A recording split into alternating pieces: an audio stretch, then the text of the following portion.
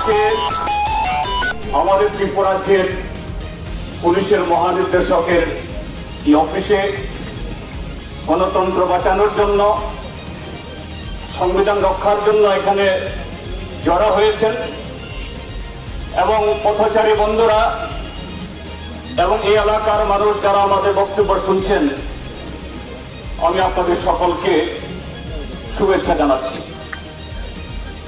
বন্ধুরা, আপনারা সকলে জানেন ত্রিপুরা রাজ্যে পৌর নির্বাচনের একটা প্রক্রিয়া চলছে।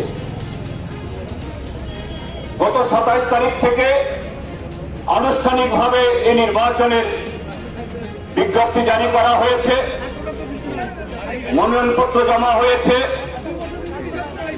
পরবর্তী সময়েতে আরো নানা প্রক্রিয়া শেষ হয়েছে। এখন সমস্ত দলের প্রার্থীরা তারা ভোটারদের কাছে যাবেন, নাগরিকদের কাছে তাদের কর্মসূচি তুলে ধরবেন। তারা তাদের সাংবিধানিক অধিকার প্রয়োগের জন্য সেখানে পার্টির হয়ে বা প্রার্থী হয়ে সেখানে প্রচার করবেন।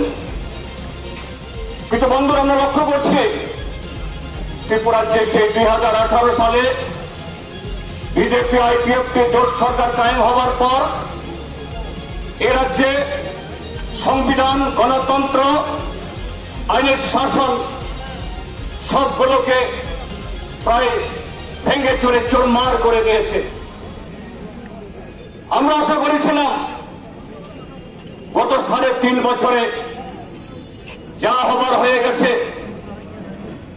গত লোকসভা নির্বাচনে, পঞ্চায়েতের উপনির্বাচন বা ত্রিস্তর নির্বাচনে, স্বশাসিত জেলা পরিষদের নির্বাচনে যা হবার হয়ে গেছে, ইতিমধ্যে সারা দেশের মধ্যে ত্রিপুরা রাজ্যের মধ্যে যে গণতন্ত্রহীনতা, মানুষের ভোটাধিকার প্রয়োগ করার কোন অধিকার নেই, বিরোধী রাজনৈতিক দলগুলো তাদের যে সাংবিধানিক অধিকার এটা উপভোগ করার কোন সুযোগ নেই।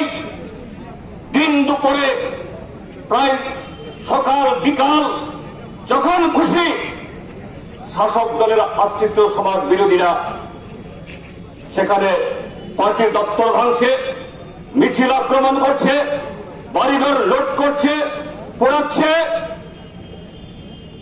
রাজ্যের এসপিদের নিয়ে নাকি ক্রাইম কনফারেন্স করছেন। তো পুলিশের যিনি অফিসার কথা বলছে তাকে বললাম, ত্রিপুরা রাজ্যে যখন গণতন্ত্র রক্তাক্ত, আমাদের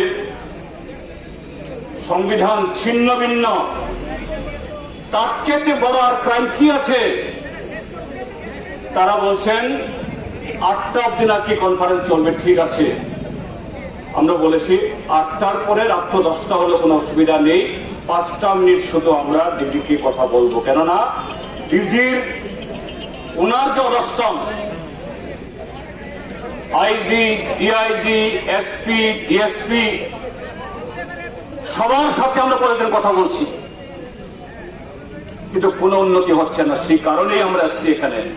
কাজে আমরা আমাদের এই প্রোগ্রাম আজকে এখানে শেষ করলাম। তারা বলেছেন 8টার পরে টাইম নেবেন। ঠিক আছে, আমাদের পার্টি গণতান্ত্রিক পার্টি, আমরা আইনে বিশ্বাস করি।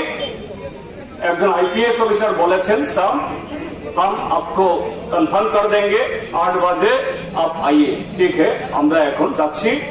এই কথাগুলি বলে সবাইকে ধন্যবাদ।